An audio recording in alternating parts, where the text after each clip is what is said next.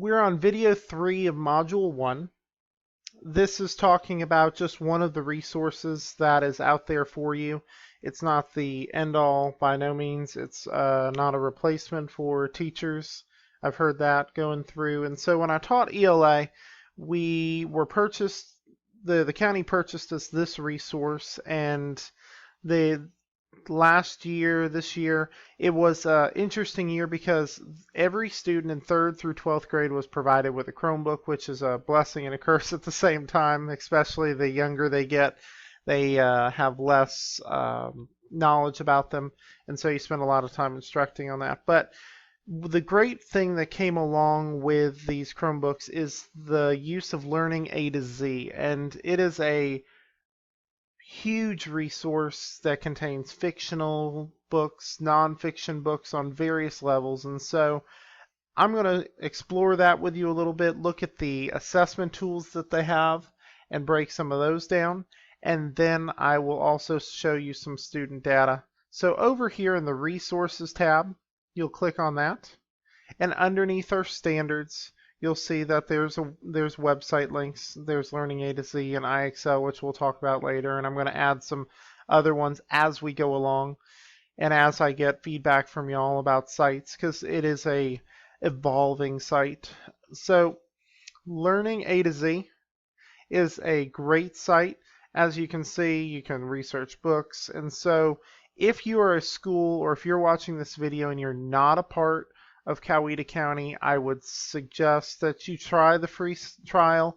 I think it's 2 or 3 months, and even the purchasing of the subscription I think is only like $70 a school year for one whole classroom. So I would definitely at least look into it, or share it with your principal, or use grade level money for it. And so I'm going to show you my data so far. And so you can see just sort of the teacher corner side of it. So the students have the ability to read books on their own, whether from the reading room or from the assignments of books that I give them. And based on that, this is where that data comes from. And so this is from March the 31st to April the 28th. I wanted to spread out the days a little bit. And on the left here, you see a nice pie graph. It's a visual aid of, okay, this is where my students are. A majority of them, 13 of them, are actually sitting at a 2nd grade level. It'll say levels K to P. That's a guided book reading level. And then I have 4 on a 1st grade level, 2 on a 5th grade level, and 4 on a 3rd grade level.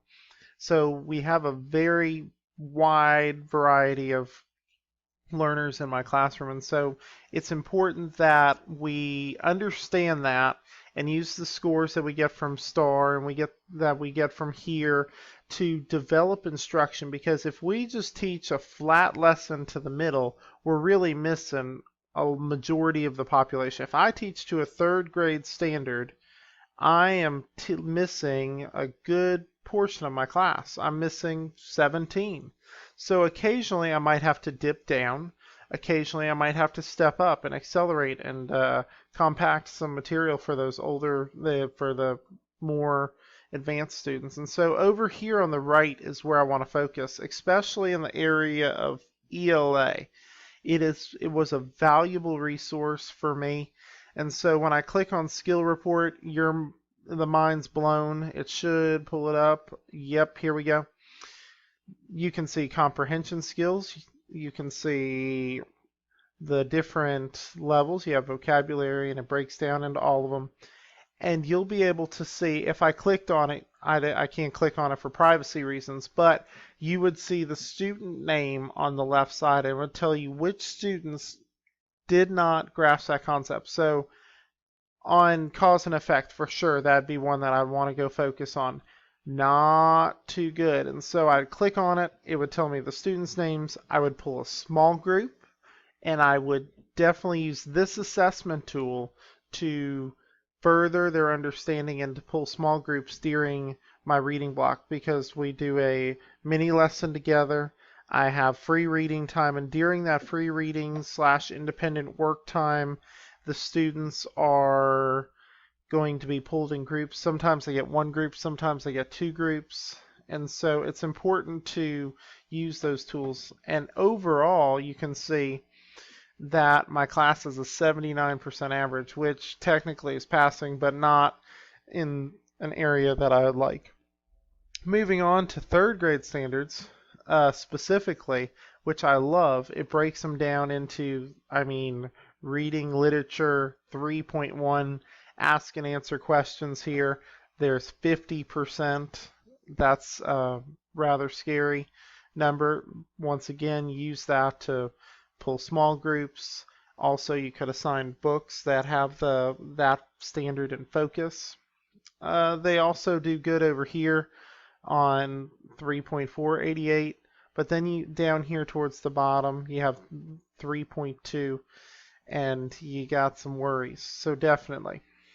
But I want to show you some of the assessment tools. So if I click over here on Raz Plus, you'll see, and then there's a vast variety of resources. So I want to go down here under resources and I want to pull up assessments just to show you some. As far as younger grades, I want to pull up, let's do a phonological awareness standard. That may be pre-K. But you can see initial sounds, final sounds, medial sounds, phonemes. And so here's a projectable version that's good for teachers to use. Okay. So you would say the directions, rather than reading a word, segment each word after segmenting. This have the students blend the word by saying each sound. And so they give you exactly what to say. And the students would definitely want to, this would be a great running record for teachers. Let's see, we've explored blending sounds, so that's younger grades. If we go up here to the timed readings, you can choose your levels. And this is where I was talking earlier. You have levels F through level Z, and we give leveling assessment using the STAR, which is through Renaissance. And so every third grader should be on a level Q by the time they get to me. And so they have different levels for fluency. They have right here, like the switch. I'll pull it up so you can see it. They have it just like a typical fluency assessment. They have the number of words per line. They have the word count. It's actually leveled, which, a lot of the ones you purchase off Teacher Pay Teacher, you're unsure of that Lexile level, which could have a negative effect and skew your data. And so there are different levels here. You can also highlight the ones that they miss. I could go M, the candy caper.